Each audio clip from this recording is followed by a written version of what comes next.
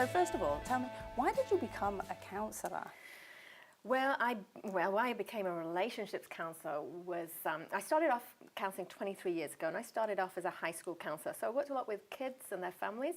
And what I realised way back then was that if you want to save the world, save relationships. Wow. Mm-hmm. If you want to save the world, save relationships. That's profound. Yep. I really probably need to do some work on this. I mean, I can think of a lot of people who, you know, go through highs and lows in their relationship and probably need to do a bit of relationship rescue. Why is it so difficult? Well, it's difficult because there's a lot of unconscious things being brought into the relationship. So things that we don't know about, we bring to the relationship and we don't realise. What we don't know, we don't know. Right. And so it comes out in the relationship in all sorts of different ways. So we may find that we're talking or we're arguing over... who puts the rubbish out? Who puts the rubbish out, or leaving the toilet seat up, or whatever. Yes, actually. Yeah. It's never about the toilet seat, and it's never about the rubbish. No. It's about something else. So for instance, with the rubbish. Yeah.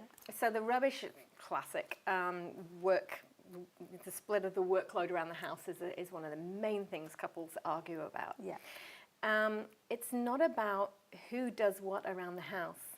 It's really about the stuff that's underneath it, which is how much do you care about me and how much do you see me? Right. So if you see me being stressed and overloaded with work, and you know, and you're not helping with something as simple as just taking the rubbish out, then it feels like, you know, we're not in relationship. Right. You know, you don't care about me. So we make something, a small thing, a trivial thing, we make it mean more because we're under stress. Because we're under stress, but we're also making it mean more because it's about wanting to feel seen and heard and cared about. Yeah. And if we don't feel seen, heard and cared about, we feel disconnected from our partner. And we build up frustration, and frustration builds more disconnect. Right. And what we end up doing is getting very stuck in our world. Yeah. And we only see issues from our perspective. Yes. And we don't see our partner's issues, who may equally be under as much stress and may equally need us to see them and see that they need some help or support. And the thing is, it's not like that in the beginning. So it subtly creeps in over time. I imagine. In other people's relationships, I mean. Yes. Well, the reason it's not like that in the beginning is because our brains have a wonderful mechanism, and it's to override the way our brains develop. So our brains developed when we were out living on the savannah over millions of years.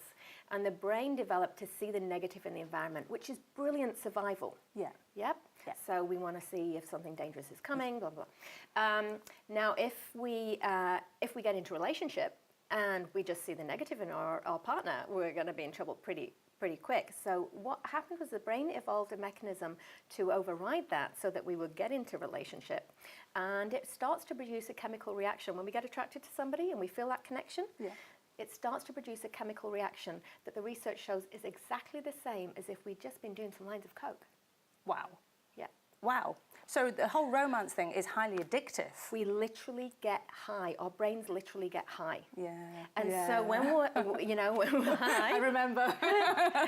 you just look absolutely amazing, and you're just, everything about you is amazing. The rose-tinted spectacles. And it keeps us, just in partnership long enough to get really connected. Right. To walk down the aisle.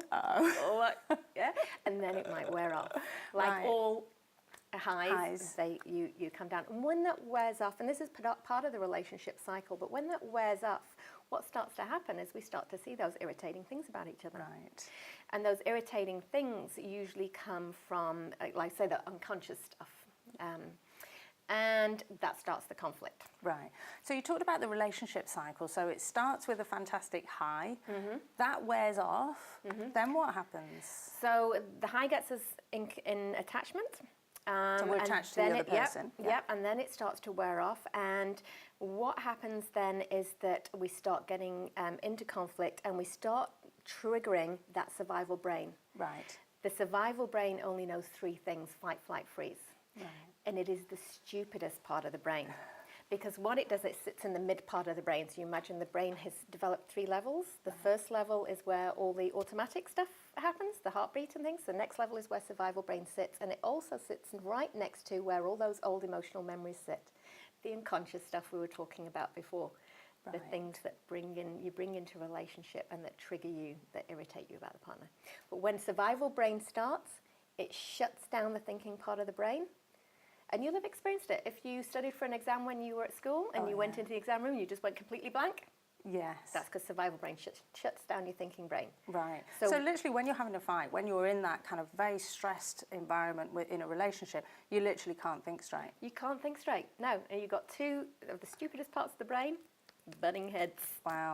Yep. So in a nutshell, what's your advice if you're in that situation and you can't think straight and, you know, maybe you're fighting, you know, that kind of thing? What do you do? The first thing you need to get skilled at is to start become really aware of yourself. Right. What is the first thing that you feel in your body when you start to get heightened? Yeah. Yep. And when you can start to recognize that, then you can start to calm yourself down, because that's the key to disengaging the survival brain, is calming yourself down. Right. The other skill you need to get really good at in relationship is learning how to step out of your world and get into your partner's world. Right. So and empathy. understand. It's empathy. Yeah. And that's why I say relationships are what will save the world. Okay, you know, having a healthy relationship, because if you are modeling a healthy relationship to your kids and you're doing it, you're developing empathy skills, and we need much more empathy in the world. Yeah, totally. I totally agree with you. Yep. Thank you so much for coming on the show.